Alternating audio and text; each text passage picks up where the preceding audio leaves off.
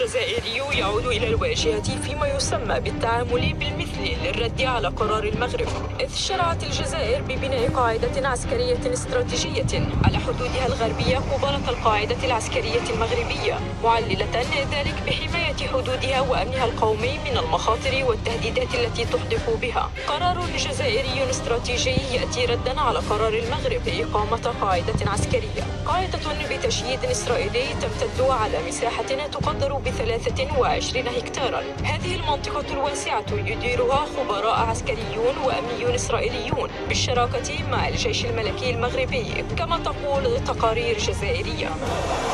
قاعدة عسكرية مغربية يقال أنها بتعاون إسرائيلي هزت مضاجع الجزائر، حيث يجد بعض المحللين أن الخطة المغربية تشكل تهديدا للجزائر وخطوة خاطئة باتجاه علاقتها مع جارتها التي يربطها بها تاريخ ولغة مشتركة، معتبرين هذا الخيار ما هو إلا تنفيذ لأجندات دولية تسعى لزعزعة استقرار المنطقة. فالمثير للغرابة وفقا لمنظورهم هو أن المغرب يتعامل مع جارته وفقا لمفهوم العدو الذي يجب الاحتراز والحذر منه ميدانيا. فالنزاع بين المغرب والجزائر ليس وليد اليوم، فهو ممتد لسنين طوال ويعتبر النزاع الأطول في القارة الإفريقية، حيث يتمحور حول الصحراء الغربية وتمتد جذوره إلى ما قبل استقلال البلدين وما زال مستمرا بأشكال ومظاهر مختلفة. أما عن الدور الإسرائيلي في دعم المغرب بهذا الملف فهو محدود إلى أنها تحاول كسب ود الرأي العام المغربي وفقا لبعض المحللين، لا سيما أن المغاربة ينظرون إلى هذه القضية على أنها قضية وطنية أولى، ولكن فرص إسرائيل أكبر للتغلغل في المغرب من خلال النافذة العسكرية والأمنية، حيث تساعد الرباط في هذين المجالين. وكانت هناك تسريبات سابقة تحدثت عن شراء المغرب طائرات من دون طيار من إسرائيل عبر شركة فرنسية، فهل ستنجح إسرائيل في الرهان على المغرب والنفاذ إليه من خلال الدعم الفني والتقني، أم أن الأمر سيبقى في دائرة استرضاء قلة من الرأي العام المغربي، أم أن هذه القاعدة العسكرية ستكون القشة التي ستقسم ظهر البعير بين الجزائر والمغرب؟ من الصحافة الجزائرية هي دائما على نفس المنوال، على فكرة التحذير وجعل الفزاعة المغرب هي فزاعة جزائرية. المغرب من حقه أنه يبني قاعدة عسكرية لأنه هذه في أرضه ومنطقة عليها نزاع وعنده صراع مع جبهة السيناريو العسكري مع الجزائر أنا أستبعدها تماما، لأنه لو كانت هذه المسألة كان ممكن استعمالها في السنوات السابقة. ما زال المغرب يراهن بشكل كبير على الحل السياسي، لكن في نفس الوقت هناك تطوير لأداء المؤسسة العسكرية، هناك تسليح، علاقات مهمة على مستوى التسليح مع الولايات المتحدة الأمريكية ومع فرنسا باعتبارهم أبرز. لكن ماذا عن إسرائيل دكتور يونس بن فلاح؟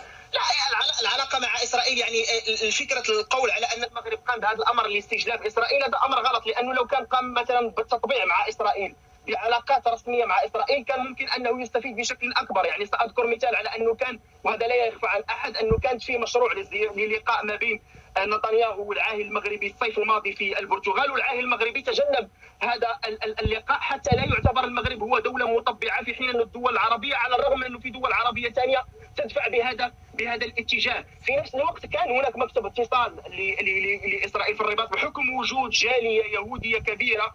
اليوم في إسرائيل نفسها فيها جالية يهودية مغربية كبيرة. وزراء حكومة إسرائيل اليوم 33 وزير فيهم 10 وزراء أصولهم مغربية، ففي علاقات من الطابع الثقافي اللغوي الحضاري، لكن المغرب ليس محتاج عسكريا للطرف الإسرائيلي باعتبار أنا كما قلت لك أنه عنده علاقات قوية مع الولايات المتحدة الأمريكية. يعني فقط قبل 3 أشهر كانت صفقة تقريبا 5 مليارات دولار لطائرات F-16. المغرب في مثلا مناورات تدريبية كل سنة في أفريكوم من خلال مع القوات المسلحة الأمريكية، في تدريبات مع منظمة حلف شمال الأطلسي، في تدريبات مع فرنسا، في مثلا مناورات تدريبية كل سنة في أفريكوم من خلال مع القوات المسلحة الأمريكية، في تدريبات مع منظمة حلف شمال الأطلسي، في تدريبات مع فرنسا. فليس في حاجة للتعاون مع إسرائيل حتى يأخذ نقط على المستوى أو على الموقف السياسي. فأنا أظن أنه هي قاعدة سكنة عسكرية مثل ما صرح المغرب، ليست لها أي أغراض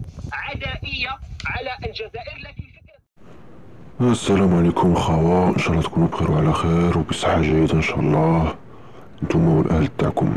المحروسة معكم كما العادة، ورانا عدنا لهم بالمرصاد كالعادة. كما شفتوا خوتي، هذا التقرير هذا عملته قناة صهيونية E24 24. عملت هذا التقرير هذا الأزمة بين المروك والجزائر بسبب القاعدة العسكرية اللي بناها المروك على الحدود الجزائرية. وكما شفتوا خوتي، هذه القناة استدعت هذا المروكي هذا خبير في العلاقات الدولية، قال بلي من حق المروك يبني قاعدة عسكرية هو في أرضه، يعني زعما حتى واحد ما يدخل روحو. وقال تاني أكدوا لي على هذا البوان هذا اللي هو يستبعد السيناريو العسكري مع الجزائر، ستادير ما كانش حرب بين المروك والجزائر، زعما حرب كيما حرب الرمال اونتر كيمي بين قوسين، ستادير راهو يستبعد هذه الحرب هذه. وزاد تكلم على السلاح اللي شراوه على امريكا والمناورات تاع افريكون مع القوات المسلحه الامريكيه، والتدريبات مع منظمه حلف شمال الاطلسي والتدريبات مع فرنسا، وكل هذا باش يستبعد الطبيعه بين المروك وإسرائيل. وفي نفس الوقت زاد برر على التطبيع الصهيوني المروكي، ستادير المروكي يطبع مع الصهيوني عن طريق الإمبريالية العالمية، باسكو البلدان اللي جبدهم اللي هي فرنسا والحلف شمال الأطلسي والأمريكا اللي هي الإمبريالية العالمية، والإمبريالية العالمية هما الصهاينة. أمريكا هي رأس الحربة تاع الإمبريالية العالمية.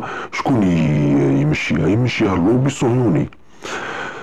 نولوا لواحد النقطة تكلم عليها، وهو اللي قال لك نستبعد السيناريو العسكري مع الجزائر. بطبيعة الحال هما متأكدين أنهم ما غاديش ندخلوا في حرب وما غاديش يدخلوا في حرب، لكن كاين واحد الحرب اللي هما راهم ساكتين عليها والصحافة العالمية أو ساكت عليها. أروحوا معايا نتعرفوا على هذه النقطة هذه بالتفاصيل كما نقولوا. تحياتي خوتي. هذه جريدة إلكترونية خوتي، كانت تبليات لو 21 2020، وبحثت بين المسؤولين بالجيش المغربي وحلف شمال الأطلسي. ما ديروش على العلامة هذا تاع تونس. الرباط خالد مجدوب أناضول. تباحث المفتش العام للجيش المغربي عبد الفتاح الوراق الاثنين والجنرال هانس ويرنر فيرمان المدير العام للقيادة العامة العسكرية الدولية لحلف شمال الأطلسي حول سبل تطوير التعاون العسكري بين الجيش المغربي والقيادة العسكرية لحلف شمال الأطلسي. جاء ذلك بحسب بيان القيادة العامة للقوات المسلحة الملكية. أطلعت الأناضول على نسخة منه، وأبدى المسؤولان بحسب بيان رغبتهم المشتركة على تعزيز العلاقات وتعميقها أكثر من خلال تقاسم التجارب والخبرات. وقال البيان إن زيارة هانس ويرنر فيرمان تندرج في إطار الإعداد للتدريب الجهوي للناتو ريجكس 20 الذي سيقام نوفمبر المقبل بالمغرب. سيتادير هاد التدريب اللي سموه ريجكس 20 غادي يديروه في المغرب، في الأراضي المغربية في نوفمبر. وأوضح البيان أن هذا التدريب يهدف تحسين قابلية العمل المشترك في مجال التخطيط العملياتي واستعداد القوات، وسيعرف مشاركة حوالي 30 ممثلين من بلدان الشركة لحلف شمال الأطلسي. استدير كاين 30 بلاد غادي تشارك في هذا المملك حلف شمال الأطلسي، يديروا مناورات معهم، تدريبات، ماشي مناورات، تدريبات. ملك خوتي، هايليك القائمة. اختصار ناتو البلد بلجيكا. شفتوا علاش الخبر جي يروح يبكي لبلجيكا لبروكسل، علاش يروح يبكي لهادو خوتي، يبكي لهادو. هايليك فرنسا، لوكسمبورغ، البرتغال، اسبانيا، تركيا، المملكة المتحدة والولايات المتحدة. هادو كاع راكم تشوفوا فيهم تحت هادي. شفتوا خوتي؟ من بعد يقول لك ولاد فرنسا، توما ولاد فرنسا، حنا رانا نحاربوا في ولاد فرنسا. يتهموا ولاد فرنسا جايبين لنا طول بلادكم اللي دمر لنا البلدان العربية، دمر ليبيا، دمر سوريا، دمر اليمن، وتقولوا لنا انتم ولاد فرنسا، كلاب فرنسا، انتم اللي منبطحين الامبريالية العالمية، مدنية ماشي عسكرية. اروح معايا نتعرفوا على التكانة.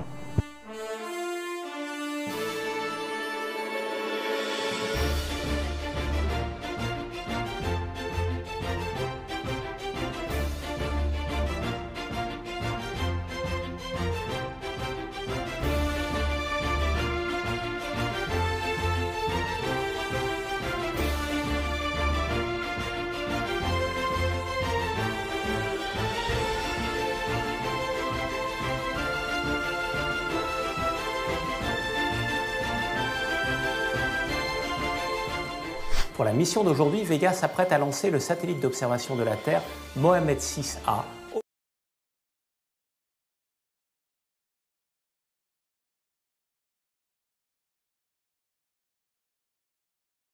Mohamed 6A au profit du Royaume du Maroc. Le satellite d'observation de la Terre a été réalisé par le consortium Thales Alenia Space en tant que mandataire et Airbus en co-maîtrise d'œuvre.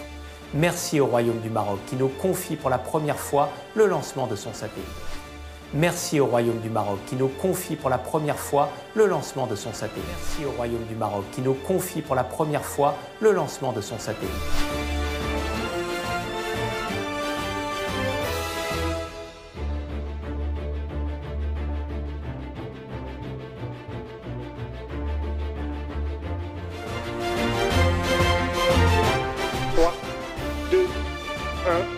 Top.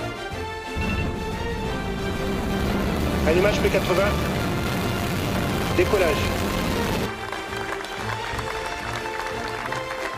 Mesdames et messieurs, effectivement, il y a peine une année, j'ai envie de dire, nous étions réunis en ce lieu remarquable pour assister, puis par la suite pour célébrer le lancement et la mise sur orbite du premier satellite d'observation du Royaume du Maroc, le satellite Mohamed 6A.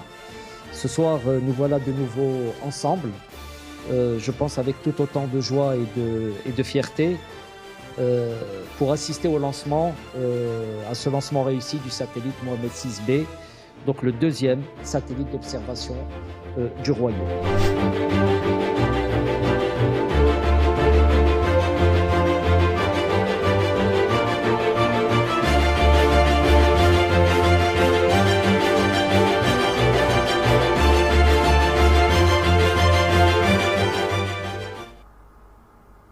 h 48 sur France Inter, on prend l'air avec lui, Anthony Bélanger. Oui. Ce matin, vous nous emmenez au Maroc, qui va bientôt avoir son satellite espion. Et oui, ce matin, vous nous emmenez au Maroc, qui va bientôt avoir son satellite espion. Et oui, ce sera le 8 novembre prochain, lorsqu'une fusée Vega lancera depuis Kourou le Marocain EOSat 1, le beau bébé d'une tonne capable d'observer une bande de terre large de 800 km de large en haute résolution, c'est-à-dire à 70 cm près.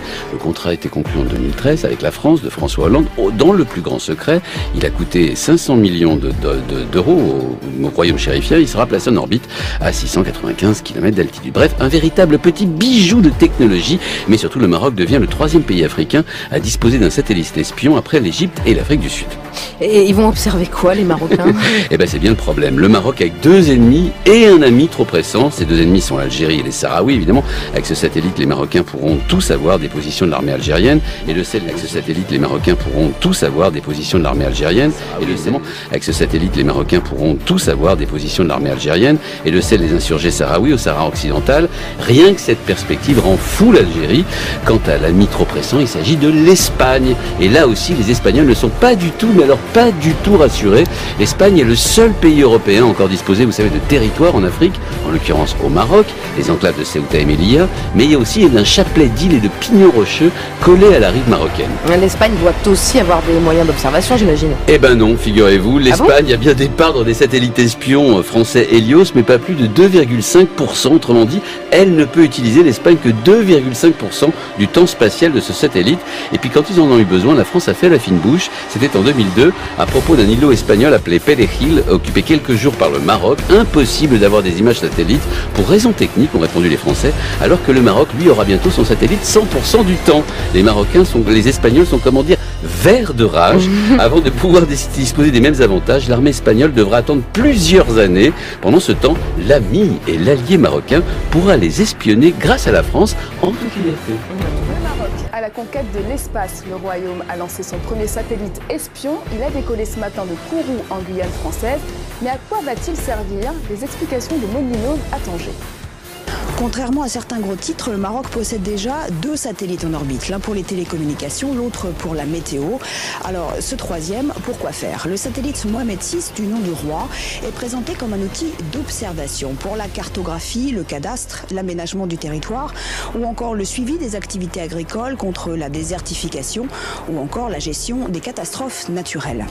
Mais ce satellite est aussi et surtout le premier satellite espion du Maroc, une information que Rabat aurait préféré garder. Voilà pourquoi pendant longtemps on l'a connu sous son nom de code VV11 pour identifier le 11e vol de la fusée européenne Vega qui a lancé le satellite. Le satellite est donc bien doté de capacités militaires avec des missions de surveillance aux frontières, une activité qui fâche déjà ses voisins espagnols et algériens. D'autant qu'un deuxième satellite devrait être lancé l'année prochaine. Le Maroc entre ainsi dans le club très fermé des pays africains avec l'Égypte et l'Afrique du Sud qui possèdent leurs propres satellites. وفي الأخير حبيت نوجه رسالة لجماعات مدنية ماشي عسكرية وجماعة ليبيري وجماعة حرية التعبير ومازال ما فطنتش باللي بيك راهم يكسروا في بلادك. بيك انت راك تكسر في بلادك، راك انت أداة، راك وسيلة مستعملة لضرب الجزائر، لضرب بلادك. الناس راهي تخطط ليل ونهار لتقسيم لتكسير لضرب الجزائر، يعني وضحتها لكم وبينتها لكم صوت وصورة، وانتوما راكم تعاونوا فيهم بهاد الشعارات هادو بهاد التصرفات اللي راكم ديروهم، والدليل واضح وباين. رحتوا تمشوا ابي لجنيف مؤتمر حقوق الانسان، زعما حقوق الانسان اللي كسر اليمن واللي كسر ليبيا واللي كسر سوريا، وعمكم محمد السادس جايبهم من بلادو باش يديروا تدريبات. واش من التدريبات الله يهديك، واش من التدريبات من غير ضرب المؤسسة العسكرية وضرب الجزائر؟ واش جاو يديروا؟ قالك تكانة، مجرد تكانة. انا بالنا بلي مجرد تكانة، لكن قولوا واش فيها هذيك التكانة. قولوا بلي فيها اجهزة تحكم تاع الاقمار الصناعية اللي بعتوهم من فرنسا.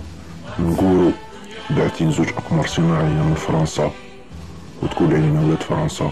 احنا حاربنا فرنسا، احنا خرجناها من بلادنا، جدودنا مدوا رواحهم على جال باش يخرجوا فرنسا من بلادنا، وانتوما رايحين تبكوا عندهم ورايحين تنباطحوا عندهم، وبزيادة عاطيهم 500 مليون اورو ومجوعين شعبكم، وتقولوا لنا ولاد فرنسا. والخبرجي هذاك يروح يمشي ابي لجنيف على جال جاسوس. احنا نحاربوا في الجواسيس، اما انتم راكم تنباطحوا للجواسيس يا كلاب. ديروا في بالكم بلي الجزائر اليوم ماشي الجزائر تاع البارح، رانا في جزائر جديدة. الجزائر الجديدة خوفتهم، خوفة فرنسا وحلف فرنسا. لهذا السبب راهم باعتين الكلاب يتجسوا علينا، لهذا السبب راهم باعتين الخبرجي يروح يبكي لجنيف. وحنا الموقف تاعنا باين وواضح، تحيا الجزائر. باسكو كاين اللي مادين الولاء تاعهم لفرنسا، وكاين اللي مادين الولاء تاعهم لتركيا، وكاين اللي مادين الولاء تاعهم لامريكا. حنا مادين الولاء تاعنا لله والوطن. تحيا الجزائر خاوتي، ما يحشوها لكمش، ما تمشوش بالعاطفة. السياسة والعاطفة وجهان ما يتقابلوش. المحروسة كان معكم كالعادة دائما لهم بالمرصاد. تحياتي، سلام. المنظر حسن ظل يغري ببهاء.